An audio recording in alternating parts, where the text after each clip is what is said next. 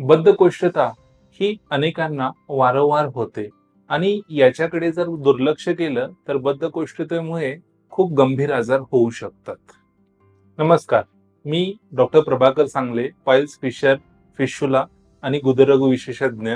बद्धकोष्ठता म्हणजे मल व्यवस्थित साफ न होणे किंवा 2 किंवा 3 दिवस पर्यंत पेशंटला किंवा रुग्णाला किंवा इतर कोणालाही मल व्यवस्थित साफ न होणे किंवा मलप्रवृत्ती ही खूप कडक प्रमाणामध्ये होणे किंवा मलप्रवृत्ती होण्यासाठी फार जोर लावावा लागणे किंवा खूप वेळपर्यंत मलत्याग करण्यासाठी बाथरूम मध्ये बसणे, याला आपण कोष्ठबद्धता असे म्हणतो.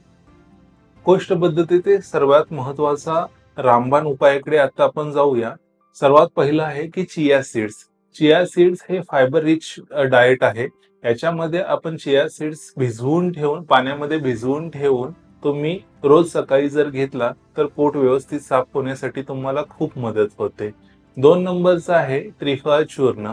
त्रिफळा चूर्ण मध्ये हिरडा, बेहडा, आवळा हे 3 प्रकारचे घटक समप्रमाणामध्ये घेऊन तुम्ही जर रात्री झोपताना जर 1 चमचा 1 कप कोमट पाण्याबरोबर घ्याल तर दुसऱ्या दिवशी तुमचे मलप्रवृत्ती व्यवस्थित होईल. 3 नंबरचा आहे की इसबगोल.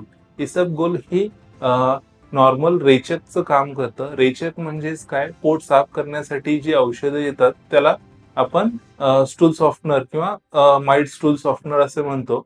इसबगोल ही रात्री झोपताना जर तुम्ही 1 चमचा 1 कप कोमट पाण्यामध्ये जर घ्याल तर तुमचं पोट व्यवस्थित दुसऱ्या दिवशी साफ होईल. 4 नंबर मध्ये आपण आहे सर्वात महत्वाचं 1 चमचा एरंडीचं तेल. एरंडीचं तेल म्हणजे कॅस्टर ऑइल.